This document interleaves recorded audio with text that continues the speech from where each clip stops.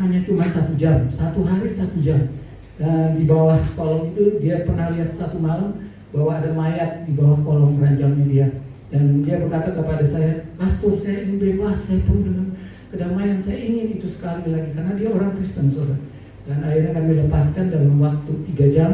Kami suruh bakar semua barang-barang berhala yang dikasih oleh mertuanya. Dan ternyata setelah itu sampai detik ini, kemarin saya follow up lagi, kontak, dia ada di Geneva. Dan dia katakan, "Pastor, saya tidur enak, nyenyak," katanya dia bilang. Dan mukanya sukacita luar biasa. Kebesaran buat Tuhan. Itulah gerakan Roh Kudus, saudara. Dan bukan itu aja, di Belanda pun juga mereka merasakan. Dan suatu hari nanti saya akan shoot di sini, gimana saya joget di tengah-tengah kota. Saya joget dengan orang-orang Afrika, mereka nyanyi dengan luar biasa. Holy Spirit in the place. Tahu ya lagunya itu ya? Itu terjadi luar biasa di tengah-tengah di kota Den Haag, di sentrum. Dan di sini ada Sam, anaknya Pak Edi Bukit.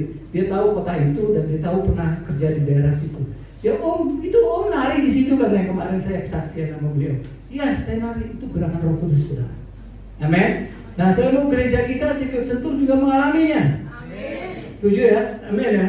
Itu sebabnya saya izinkan saya untuk menerangkan bagaimana dengan singkat 30-20 menit ke depan, kalau bisa cuma 25 menit saya minta waktu panitia. Bagaimana pengurapan Roh Kudus terjadi bagi orang yang percaya di zaman era sekarang. Saudara tahu bahwa hari-hari ini menjelang kedatangan Tuhan itu sangat jelas. Peperangan di mana-mana, sekarang masuk virus yang membahayakan, kita ketakutan dan sebagainya. Tapi kalau kita penuh dengan Roh Kudus, saya percaya saudara akan dihilangkan ketakutan itu. Survive, lawan aja, dan on fire aja sama Yesus. Setuju ya? Seperti kehidupan ini tidak bisa diam. Kehidupan ini berrolling terus, berjalan terus. Setiap hari, setiap detik, tarikan nafas kita terus kita alami. Dan saya percaya kalau kita bersama Roh Kudus akan mendapatkan kekuatan yang luar biasa. Izinkan saya, kalau boleh, 10 peran Roh Kudus ini sangat penting sesuai dengan hari Pentakosta. Kenapa Tuhan menyatakan 10 peran Roh Kudus? Karena itu kalau saudara sadari, itu selalu ada dalam hidup saudara dan saya. Begitu saudara bangun dari tidur, saudara tahu bahwa ini kehidupan pasti akan berjalan. Saudara akan memerlukan sebuah namanya, yang pertama peran Roh Kudus yang berbicara mengenai suatu penolong yang setia di dalam kehidupan kita. Next, boleh saya? Yang pertama, ada 3 ayat utama yang kita harus tahu bagaimana peran Roh Kudus bekerja dalam kehidupan orang yang percaya. Yang pertama adalah Yohanes 14 ayat 26. Saudara bisa berkata, Kisah Para Rasul 1 ayat 8 yang tidak asing lagi menjadi saksi Kristus. Yang terakhir adalah Roma 8 ayat 26. Kalau kita kupas firman ini, begitu nyata bahwa Roh Kudus berperan kepada seorang yang percaya di dalam Tuhan. Dan kita balik kepada perjanjian lama. Perjanjian lama pun juga dimulai daripada Kejadian sampai terus akhirnya. Itu semua Roh Kudus karyanya begitu luar biasa dalam kehidupan para nabi pada waktu perjanjian lama itu hidup. Tapi yang luar biasa dalam kitab Yohanes 14 ayat 26. Yuk saya mengajak Bapak Ibu buka handphone rohani saudara, iPad saudara, Alkitab kalau saudara bawa. Yohanes 14 ayat 26 berkata demikian. Tapi penghibur, yaitu Roh Kudus yang akan diutus oleh Bapa dalam namaku, Dialah yang akan mengajarkan segala sesuatu kepadamu dan akan mengingatkan kamu akan semua yang telah kukatakan kepadamu. Jadi tolong garis bawahi dengan kata kalimat mengajarkan segala sesuatu kepadamu. Dan kedua, akan mengingatkan kamu akan semua yang telah kukatakan kepadamu. Apa yang dikatakan oleh Tuhan? Firman Tuhan tentunya. Setuju ya? Yang mengerti katakan amin. Firman Tuhan ini adalah dasar kehidupan orang yang percaya. Itu sebabnya di Kisah Para Rasul 1 ayat ke-8 kita disuruh Tuhan dengan roh yang kita terima untuk bersaksi. Saudara, perhatikan di ayat yang kalimat pertama berkata begini. Tetapi kamu akan menerima kuasa. Pertanyaannya saudara, sudah terima kuasa belum? Yang kedua, berbicara mengenai kalau Roh Kudus turun ke atas kamu. Sudah terima Roh Kudus? Jawab sendiri dan katakan, Tuhan, aku ini. Dan kamu akan menjadi saksiku di Yerusalem dan di seluruh dunia dan Samaria dan sampai ujung bumi. Saudara, ini firman bukan hanya sekedar biasa kata kalimat yang tidak ada kuasa.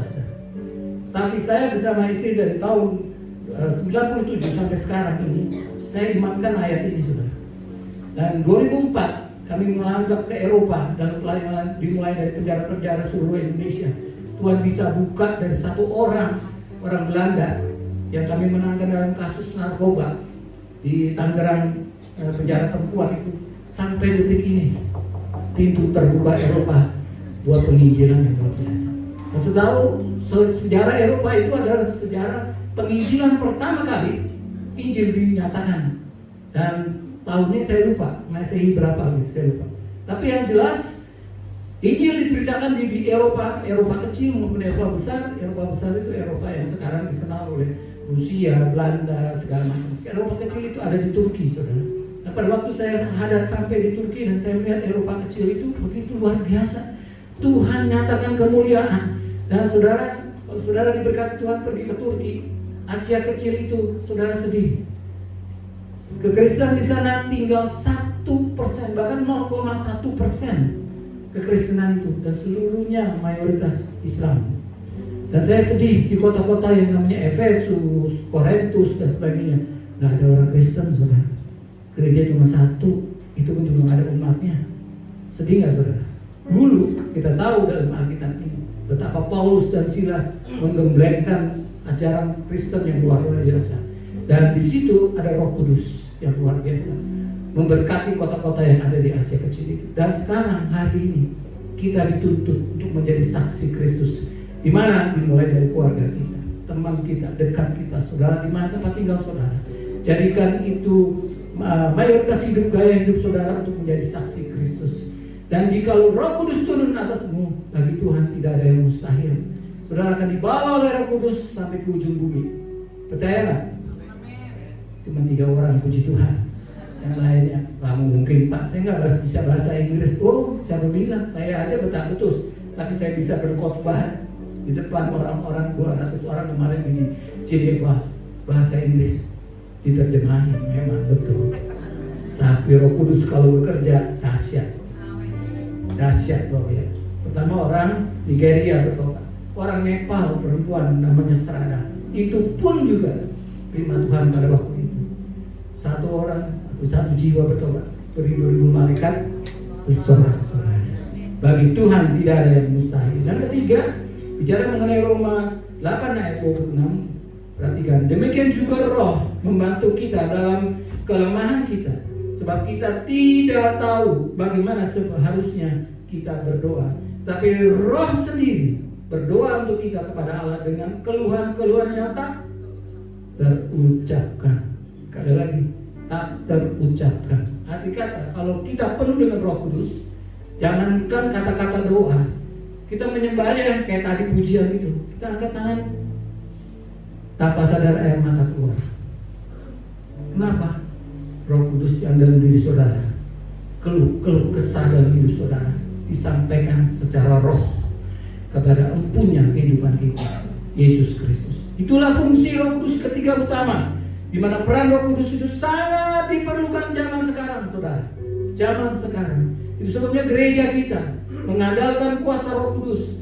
Saya selalu bersaksi kepada saudara-saudara yang belum kenal namanya sirkuit Sentul, baik di Eropa, di mana saja saya berada. Saya katakan, gereja kami GBI Sentul dimulai dari Roh Kudus. Amin. Kalau ada pendiri-pendiri di sini, mereka pasti akan mengaku, benar Pak, oleh karena Roh Kudus. Kita tidak pernah sangka akhirnya menjadi seperti ini, dan kita boleh punya gedung, atau bahkan kita akan memiliki gedung, yang katakan amin.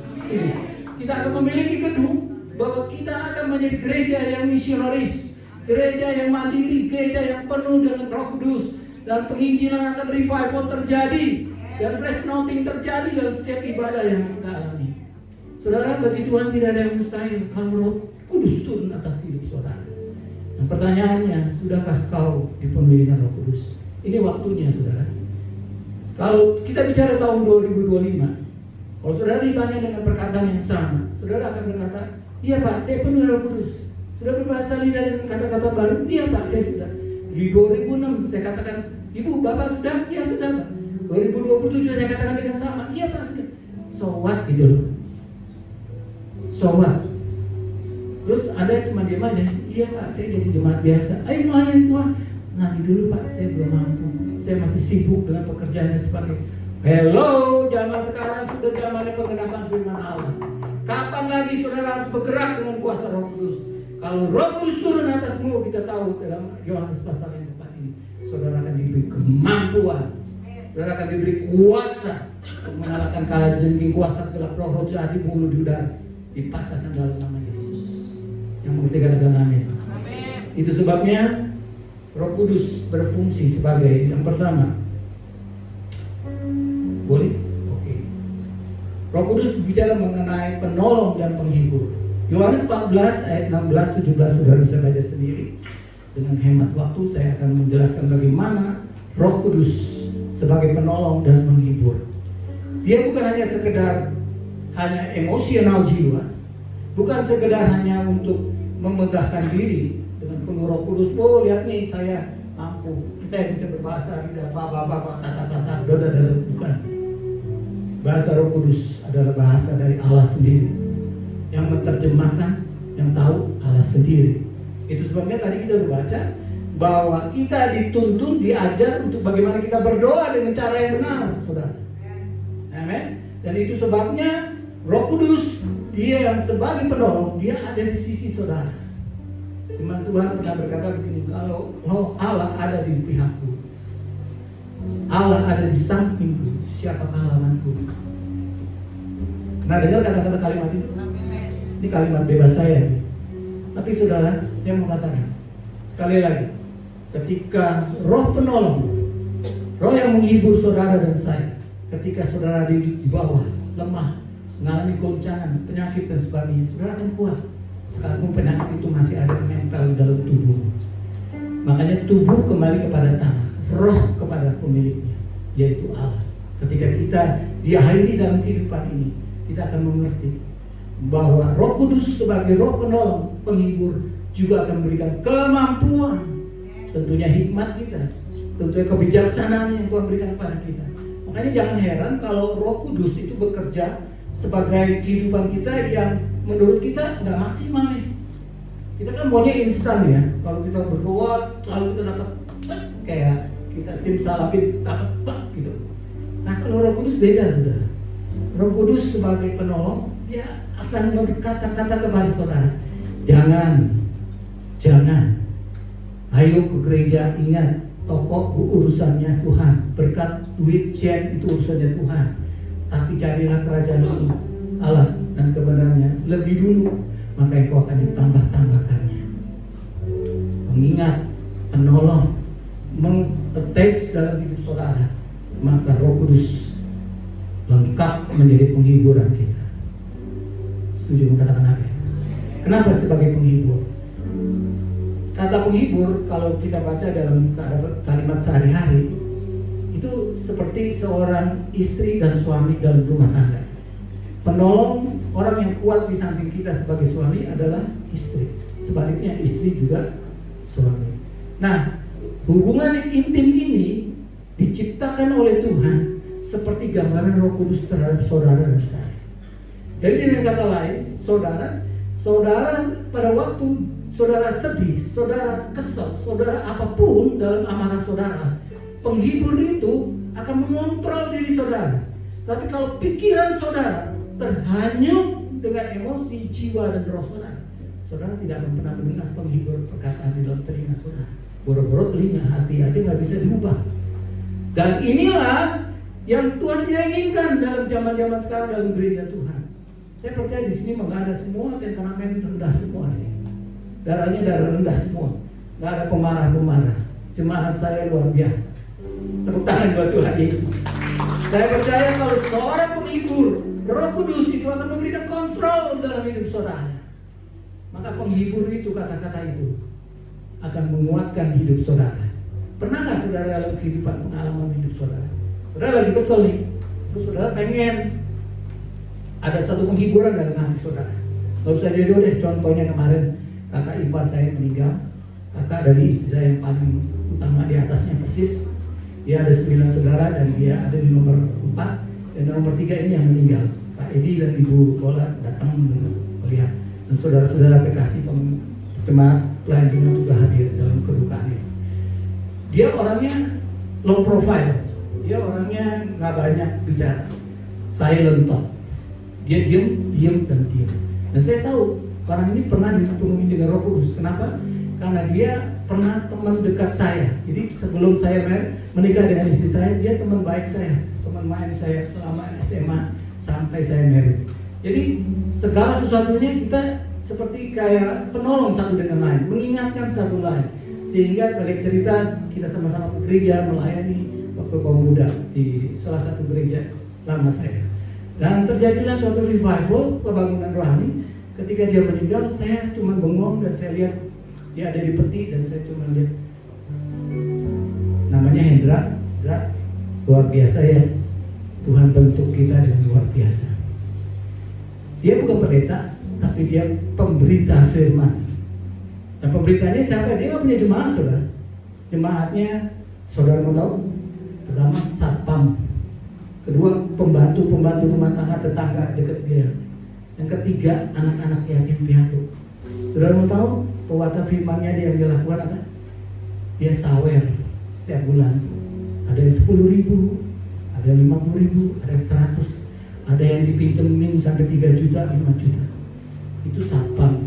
Dan selalu orang-orang seperti itu dimanfaatkan, betul ya? Kenapa? Karena silent, nggak minta kembali uang, tapi dia memberi dengan penuh kasih. Ketika penghibur hadir, dia berbicara, nggak usah pikirin duit, itu duitnya Tuhan. Dan saudara mau tahu, setelah dikubur, 1 hari setelah hari penguburannya, tim satpam dari satu komplek di tempat dia tinggal di Citra 5 itu mengembalikan uangnya. Saudara mau tahu uangnya berapa?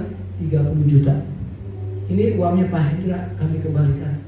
Ini uang pinjaman kami. Ada 10 orang pinjam sama dia. 30 juta dikasih. Dan sampai saat ini kita bisa bayar tanahnya, terus bangunan tehelnya untuk dia di pemakamannya. Kami keluarga sepakat melihat kalau Roh Allah bekerja dalam hidup seseorang, nggak usah memberitakan firman dulu deh. Attitude karakter kita diubahkan menjadi penghibur yang sejati oleh Roh Kudus, maka kita akan menjadi berkat bagi banyak orang lain. Itu namanya penolong Roh Kudus. Yang kedua, berbicara mengenai sesuatu yang luar biasa, membawa lahir baru dan pemulihan. Ini penting, saudara, dalam gereja Tuhan. Belakangan ini di mana-mana, baik di Belanda, di Geneva maupun di Prancis, di Italia, gereja Tuhan Indonesia ya, saya katakan gereja Indonesia tanda kutip, itu mengalami goncangan luar biasa. Drastis dari 100 jemaat turun menjadi 5 orang, bayangin, 100 menjadi 5 orang. Impossible. Betul ya? Ini apa-apaan nih gitu ya, Tuhan kok ini kan gereja Tuhan, ini kan jemaat-jemaat Tuhan, kenapa Tuhan izinkan terjadi? Dan saya mau katakan, semuanya itu adalah tanda-tanda akhir zaman. Bukankah nubuat akan berakhir, kasih itu akan tetap, saudara. Nah, dengan kasih itulah Tuhan membawa kelahiran baru dalam hidup saudara yang dipenuhi dengan Roh Kudus. Jadi betapa pentingnya Roh Kudus dalam kehidupan kita, gereja Tuhan. Dan saya mau katakan di hadapan saudara, gereja ini sampai detik ini ada oleh karena ada kelahiran baru oleh penuhi dengan Roh Kudus. Saya bersama pelayan jemaat Tuhan, tim yang ada digoncang-gancingkan dengan setiap masalah setiap hari. Dan bahkan saya bersama istri selalu berlutut berdoa Tuhan beri kekuatan karena kami manusia biasa. Saudara mau tahu, lebih baik saya menginjil sebagai pendeta menginjil daripada saya harus jadi gembala. Kenapa? Menginjil saya tak pusing dengan jiwa-jiwa yang saya hayat. Tapi kalau seorang pengembala, sekecil apapun domba itu sakit, dia harus bisa mengayomi. Itulah tugas dari pengembala. Tapi tetap aja seperti dikatakan, tetap salah, tetap tidak ada punya roh kerendah hatian dan sebagainya.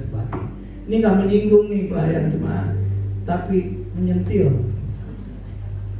Orang yang penuh dengan Roh Kudus tahu setiap hari harus ada lahir baru dalam sebuah karakter kehidupan kita, dan selalu ada pemulihan. Yuk colek satu dengan lain. Pemulihan bro. Pemulihan bro. Saudara, Roh Kudus mampu melakukan pemulihan dalam sikap perbuatan saudara. Dia bisa bertanggung jawab apa yang dia bisa lakukan dalam hidup saudara, karena dia adalah pribadi Allah. Amin. Pribadi Allah. Oleh sebab itu di Yohanes 3 ayat 5 dan 6, 5 dan 6, ayat Yohanes 3 ayat 5 dan 6 berkata, saya bacakan dengan cepat. Jawab Yesus, jika seorang tidak dilahirkan dari air dan roh, ia tidak dapat masuk ke dalam kerajaan Allah. Dan ayat 6 berkata, apa yang dilahirkan dari daging adalah daging, dan apa yang dilahirkan dari roh adalah roh. Itu sebabnya Roh Kudus adalah membuat kita lahir baru, dan ia memulihkan hubungan kita dengan Bapa oleh karena hubungan kita dengan Tuhan dikarenakan adanya dosa. Hubungan kita tadi awal mulanya adalah hubungan yang rusak, saudara. Tapi oleh karena pemulihan dan penggenapan janji Allah akan Roh Kudus turun atas hidup saudara sebagai orang yang percaya, maka dipulihkan hubungan kita kepada Bapa. Dan saudara mau tahu, ketika kita dipulihkan, berkat Allah melimpah atas saudara dan saya. Memang tidak seperti dunia katakan, berkatnya cocokan. Tapi saya mau katakan, slow but sure, pelan tapi nyata bersama Yesus. Dan Tuhan akan mendatangkan pemulihan sesuai dengan karakter pertobatan saudara. Semakin saudara jauh dari hadirat Tuhan, semakin jauh daripada firman Tuhan, daripada hubungan intim dengan Tuhan, maka pemulihan itu akan semakin lambat dalam diri saudara. Tapi saudara semangat dengan roh yang menyala-nyala, kelahiran baru membuat saudara berubah cara pola pikir saudara, attitude saudara, sikap saudara. Pemulihan terjadi dan berkat Allah cepat terjadi dalam diri saudara. Amin. Yesaya berkata, doa yang saudara panjatkan setiap waktu dalam hidup saudara, yang menghambat Tuhan mendengar dan menjawab adalah apa? Dosa saudara. Jadi dengan kata lain, Nahum 1 ayat ketiga berkata, setiap perbuatan kita, orang yang percaya dipenuhi roh, baik yang lama, sekarang dan yang akan datang, itu akan diperhitungkan di hadapan Tuhan. Jadi dengan kata lain, perbuatan saudara yang sebelum bertobat pun dihitungkan dari saat ini dan sampai selama-lamanya. Karena Tuhan yang kita sembah adalah Tuhan yang adil, saudara. Makanya gak heran kenapa kok ada tiba-tiba masa lalu timbul lagi di masa sekarang. Itu sebab akibat dosa saudara yang belum dipulihkan. Oleh karena itu, pulihkan saat ini dengan penuh Roh Kudus di tahun 2026 Pentakosta. Kita rayakan, kita nikmati dengan perbedaan yang luar biasa bersama Tuhan. Amin. Yang ketiga, berbicara dengan peran Roh Kudus, berbicara mengenai mengubah karakter. Nah inilah, seringkali ini menjadi kunci utama bagi anak-anak Tuhan untuk saling menjatuhkan satu dengan lain. Kita baca yuk, Galatia 5 ayat 22 dan 23. Galatia pasal 5 ayat 22 dan 23. Ini mengenai tentang buah roh. Ayat 22 berkata, tetapi buah roh ialah kasih, perhatikan, sukacita, damai sejahtera, kesabaran, kemurahan, kebaikan, kesetiaan, kelemah lembutan, bahkan penguasaan diri. Tidak ada hukum yang menentang hal-hal itu, saudara. Jadi 9 karunia buah Roh Kudus ini harus ada kepada setiap orang yang percaya di dalam nama Tuhan Yesus. Yang mengerti katakan amin. Amin. Ini adalah modal di mana akhir dunia ini yang kita alami. Bukankah Galatia 5 ayat 22 dan 23 ini ada sehari-hari dalam hidup saudara? Ketika kita lagi nyetir, tiba-tiba motor wah, aduh marah, emosi. Ketika kita lagi pakai dituntut 30.000 suruh bayar, kapan ini saya baru sentuh hujan, marah, kelemah lembutan, sukacita, damai sejahtera, membuat paradigma saudara lebih baik di dalam Galatia 5 ayat 22-23 ini. Saya selalu mengaca setiap pagi ayat ini saudara, dan saya sebut perkataan saya dalam hubungan saya dengan doa saya bersama Tuhan. Tuhan berikan aku hati yang lemah lembut, penuh kasih, sukacita, damai sejahtera, ketabahan, kekuatan, penghiburan, kerendahan hatian, penguasaan diri. Tidak ada satu hukum yang bisa merubah kata kalimat itu di dalam hidup orang yang percaya. Karena Roh Kudus sekali lagi ada ilham, ada pribadi Allah yang hidup dalam diri saudara dan saya. Terus balik, peran Roh Kudus yang berikutnya adalah memberi kekuatan. Kita tahu dia adalah sumber kekuatan bagi kita. Kita tahu kalau Roh Kudus tidak ada, pasti kita akan keok, lemah, jatuh dalam dosa. Ketika kita sedih, kita tahu kekasih kita meninggalkan. kita diberi kekuatan secara khusus, saudara. Itulah fungsi daripada kekuatan Roh Kudus dalam hidup saudara. Dan saudara diberikan kemampuan yang tadinya tidak mampu untuk mengerjakan suatu bidang, saudara akan diberikan hikmat dengan kekuatan Allah. Saudara akan mampu diberi kekuatan. Selanjutnya, yang kelima, mengisahkan dunia akan dosa dan penghakiman. Nah, inilah. Yuk kita baca Yohanes 16 ayat ke-8. Yohanes 16 ayat ke-8 berkata, kalau Ia datang, Ia menginsafkan dunia akan dosa, kebenaran, dan penghakiman. Kalau Ia akan datang dalam hidup dunia ini. Sekarang saya mau tanya, Roh Kudus sudah datang belum? Kalau ini aku nanya nih, Roh Kudus sudah ada nggak dalam dunia ini? Sudah ada. Makanya Dia akan mengaryakan, menginsafkan dunia yang pertama. Yang kedua, kebenaran akan dinyatakan. Yang ketiga, menghakiman terjadi. Jangan kira saudara sekarang berbuat ini, saudara tidak dihakimi di hari yang akan datang. Mungkin saudara bisa lakukan perbuatan di masa lalu, saudara enak-enak aja di masa sini, memang aman. Untuk lanjutnya, saudara akan dihadapi penghakiman. Termasuk hidup saya sebagai hamba Tuhan. Sudahkah saya mengembalakan, melayani dengan cara yang benar, penuh hikmat dan kekuatan daripada Allah yang dipimpin oleh Roh Kudus tentunya. Dan saya selalu mengajar dalam setiap hari hidup saya, Tuhan beri kekuatan. Karena ini adalah janji-Mu. Kalau Ia datang, Ia akan menginsafkan dunia. Menginsafkan apa? Kata lain dalam bahasa bebas Indonesia, membukakan segala yang naif, segala yang tidak benar di hadapan Tuhan. Makanya di kata kalimat berikutnya adalah sebuah kebenaran dan penghakiman yang kita harus akan hadapi seumur hidup kita. Jadi dengan kata lain, menjadi orang Kristen harus penuh dengan Roh Kudus. Yang mengerti katakan amin. Hidup orang Kristen harus penuh dengan Roh Kudus. Amin. Dan itulah Roh Kudus yang memberikan kita kekuatan penghiburan dan bahkan kemuliaan Allah akan nyata dalam kehidupan kita. Yang keenam, berbicara mengenai Roh Kudus menuntun kepada keseluruh kebenarannya. Saudara mungkin penuh dengan kelemahan seperti kayak saya. Saya tidak pernah hafal dengan cara maksimal, ya, maksimal tanda kutip. Ketika saya baca firman Tuhan dari Kejadian sampai pada Wahyu, dan pada waktu saya selesai, terus bagaimana dengan ayat Ulangan? Pasti saya akan lupa kalau ditanya orang. Dan semua orang yang penuh dengan hafal dengan firman Tuhan dari Kejadian sampai Wahyu adalah orang yang hebat menurut saya. Dan tidak ada satu orang di dunia pun yang bisa sanggup dengan kalimat-kalimat katanya persis dalam buku Alkitab ini. Pasti ada miss-nya. Itulah manusia, saudara. Tidak ada yang sempurna. Tapi Tuhan tidak menginginkan untuk kita sempurna membaca firman Tuhan. Tapi Tuhan ingin mengatakan kepada kita bahwa seluruh kehidupan kebenaran itu harus diimplikasikan di dalam tindak laku perbuatan kita, saudara. Saya pernah katakan dalam khotbah saya, percuma kalau saudara baca di rumah firman Tuhan, tapi saudara tidak bisa melakukan firman Tuhan sekecil. Percuma saya menjadi orang Kristen seperti itu, akan menjadi sia-sia, saudara. Tapi kalau saudara melakukan sekecil apa yang diperintah firman Tuhan, itu besar kuasanya di dalam kehidupan orang yang melakukan itu. Karena Tuhan menginginkan orang yang melakukan firman Allah yang berkenan di hadapan Tuhan. Amin. Jadi dasar daripada kasih buah-buah roh itu, lakukan aja deh. Dari 9 roh karunia itu, mungkin 3 aja Tuhan tuntut dalam hidup saudara setiap hari. Maka berkat Tuhan akan terjadi dalam hidup saudara. Saya lakukan ini dan saya komitmen. Selama hampir 33 tahun saya melayani Tuhan dalam penginjilan, di penjara-penjara dimulai sampai detik ini. Saya lakukan, pengen lakukan. Tapi nggak sempurna, namanya manusia. Terus saya mengeluh, Tuhan kenapa saya tidak diberi kemampuan? Padahal rohmu lebih besar dari segala-galanya. Tapi Tuhan katakan kepada saya, itulah manusia.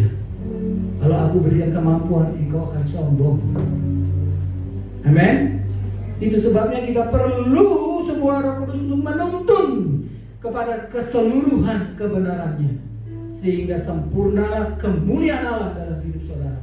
Dan pada waktu saudara bertemu dengan masyarakat, kehidupan lingkungan saudara, aspek hidup saudara, mereka akan lihat pribadi Yesus ada dalam diri saudara.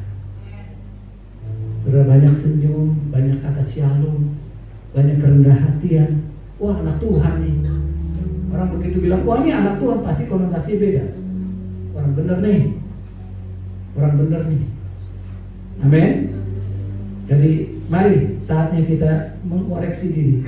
Dan yang ketujuh, memberi kuasa untuk bersaksi. Nah, ini dia Kisah Rasul pertama ayat 8. Digenapi dalam hidup saudara dan saya. Jadi jangan jenuh-jenuhnya untuk bersaksi. Tadi katakan 9 karunia, 3 aja yang sudah bisa lakukan itu adalah saksi Kristus, saudara. Amin.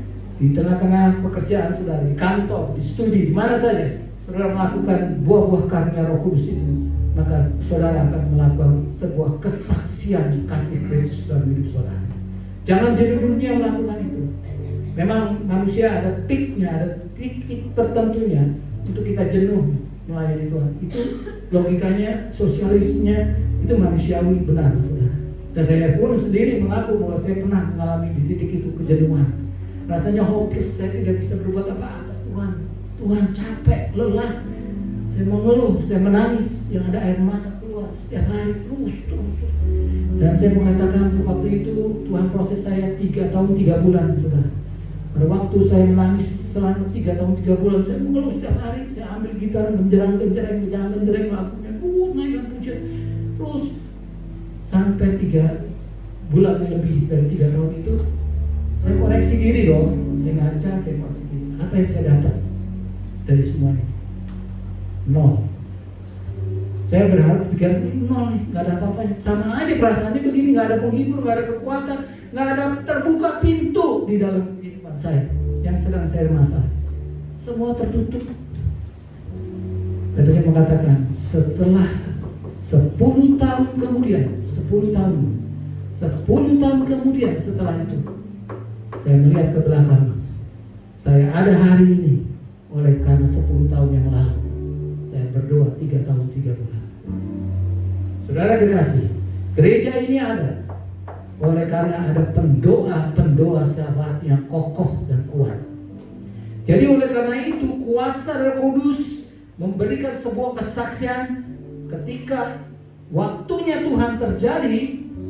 Entah kapan saya juga nggak tahu, pasti ada kesaksian tentang pendoa yang bergumul atas gereja ini. Amin. Saudara, masa lalu saudara, kehidupan saudara, ketika ada hari ini dan saudara tidak tahu untuk hari esok dan seterusnya, tapi sejarah itu yang saudara mengeluh dan berdoa setengah mati buat Tuhan, kepada Tuhan, 10 tahun, 15 tahun atau apapun, saya mau katakan itu tidak akan pernah hilang, saudara. Dan sejarah itu dicatat oleh dunia, lingkungan, keluarga saudara. Tapi kalau tetap saudara setia kepada Tuhan, makanya tadi saya katakan orang lain melihat bahwa saudara hidup dalam diri Yesus Kristus, dan di dalam diri saudara ada Yesus Kristus, dan itulah yang menjadi saksi. Saudara tidak usah saksikan firman Tuhan dari mulutmu, tapi perbuatanmu yang menyaksikan firman Tuhan di dalam Tuhan itu. Maka Tuhan akan mengangkat, mempermuliakan kita seumur hidup kita. Semua itu saya heran. 10 tahun kemudian lalu saya berkata dengan Tuhan apa? Dan saya bukan membanggakan diri, memang harus menjadi saksi. Anak-anak saya diberkati Tuhan. Usaha mereka terus sekali gonjang-ganjing, turun ada di bawah, kadang-kadang naik dan sebagainya. Bahkan maaf Pak Edi sendiri hidupnya luar biasa. Dulu ada di peak, sekarang ada di daun, sekarang ada di tengah. Kadang-kadang musim itu tidak tahu, saudara. Begitu pun saudara. Dulu mungkin 3 tahun yang lalu saudara bisa beli Rolls Royce musim, mungkin keadaan finansial saudara. Tapi sekarang boro-boro Innova aja saudara nggak bisa kebeli. Maaf saya katakan ini.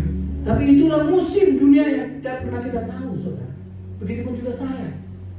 Tapi ketika kita tahu sadar bahwa Tuhan adalah kekuatan bagi kita, maka kita akan bersaksi dari mulut. Begitu kita bersaksi dalam aspek kehidupan kita, maka kemuliaan Allah turun atas kita. Yang boleh dikatakan amin. Yang berikutnya, kita berbicara mengenai membangun jemaat. Boleh lewatin saja, next. Membangun jemaat, poin daripada 9. Memberikan pengertian kita bahwa gereja, komunitas yang saat ini, yang di akhir zaman, ketika kita penuh dengan Roh Kudus, kita tidak akan pernah diam, saudara. Dan kita akan terus bergerak mencari banyak jiwa-jiwa di luar yang belum diselamatkan. Dan ketika itu ada di dalam kehidupan kita, maka 1 Korintus 12 ayat yang ke-7 berkata, 1 Korintus 12 ayat yang ke-7 berkata, kepada tiap-tiap orang ya, tiap-tiap orang, saudara dan saya, dikaruniakan penyataan roh untuk kepentingan bukan diri sendiri. Setuju? Makanya kenapa orang yang punya Roh Kudus selalu peduli kepada sesamanya dan care yang luar biasa kepada sesamanya, karena Roh Kudus yang menuntun saudara dan saya untuk melakukan seperti itu, saudara. Pernah kan ibu gembala dari Belanda ya, yang satu sinode dengan kami GBI itu pernah datang kunjungi tempat kita, dan dia berkata kepada saya sama istri saya, Bapak, ibu gembala yang luar biasa, yang memperhatikan jemaatnya terlalu exciting, terlalu berlebihan, katanya seperti itu. Mungkin para pelayan jemaat tahu kata kalimat itu. Dan saya diejek waktu saya ketemu dia di Belanda. Udahlah Pak, harus dipikirin jemaat. Jemaat begitulah, menyakitkan, mengecewakan, bla bla bla bla. Terus saya bilang, Bu, maaf Bu, saya nggak seperti itu. Saya orangnya mau belajar. Saya mau belajar dibentuk dengan kuasa Roh Kudus.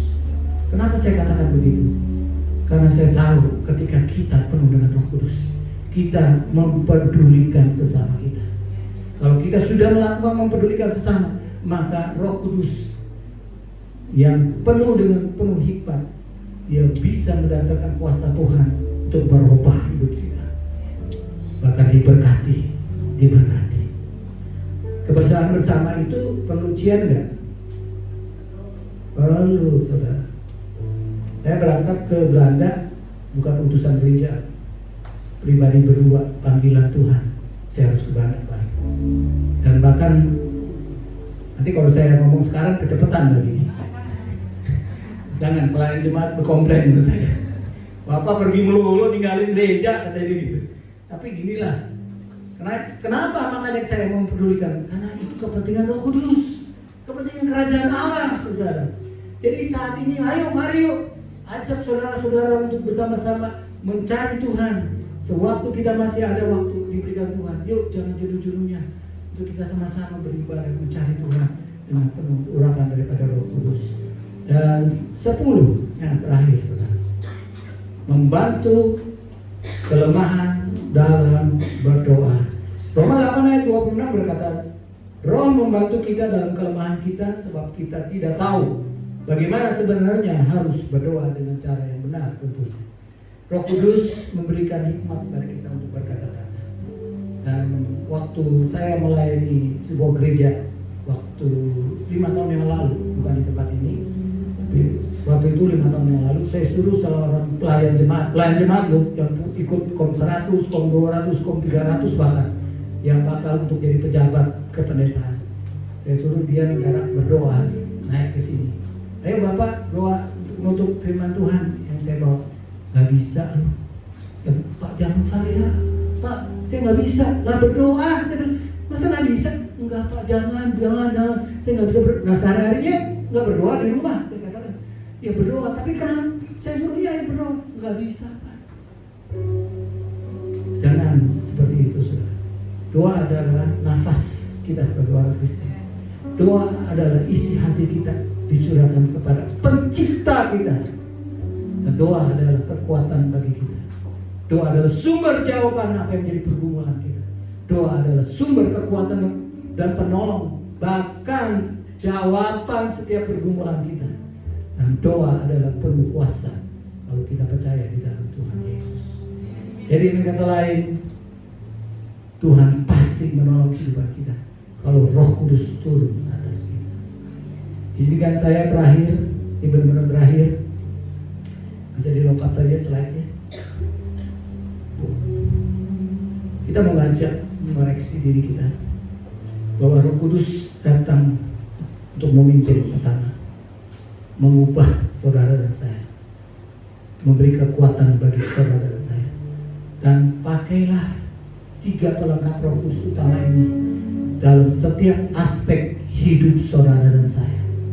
Maka saudara akan dimuliakan, saudara akan diangkat masuk dalam kemuliaan Allah lebih lagi. Dan jangan khawatir tentang hidupmu, karena Roh Kudus lebih tahu apa yang dia harus lakukan dalam hidup saudara. Hari-hari ini The Week Pentecost sudah berakhir, dan hari ini tepat 10 hari Pentecost terjadi. Dan saya mau cuma Tuhan setiap, termasuk saya, mengoreksi diri. Mungkin saya dengan keterbatasan menyampaikan dengan fungsi peran Roh Kudus dalam saudara pada saat ini. Tapi saya percaya kalau Roh Allah turun atasmu, maka kau akan diberi pengertian. Kita akan diberi kemampuan. Kita akan diubahkan menjadi manusia-manusia yang berguna di hadapan Tuhan. Dan pendek cerita bahwa kita mau peka selama-lamanya dan selama-lamanya akan suara Tuhan di dalam kebenaran firman Tuhan tentunya. Mari kita bangun berdoa, kita mau tutup. Saya mengundang worship leader